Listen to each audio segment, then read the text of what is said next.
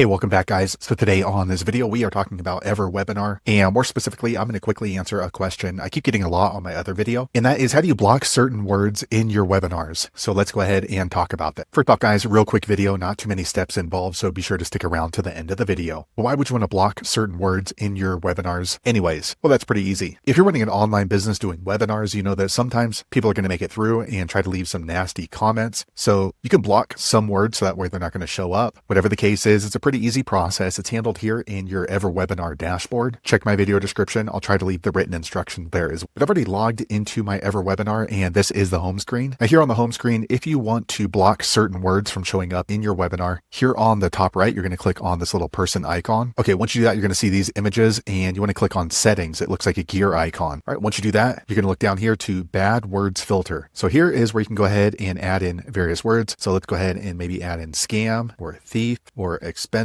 right? So they do let you know you can add up to 1,000 words. So as your webinars go on, you're going to start to build up this negative keyword list, and you're not quite finished until you click on save. Okay, now it's saved. So this is going to be applied globally. So this is going to apply to all of my webinars. So if anybody types in any of these words, their chat message is automatically going to be deleted. So there you have it, guys. If you're wondering how to block certain words in your EverWebinar, that's the easiest way I know how to do it. If you know an easier way, be sure to leave a comment below. Let the rest of us know how you did it. Hopefully you found that video useful. If so, click thumbs up or maybe consider subscribing to my channel, and I hope to see you on the next video. Thanks again for watching.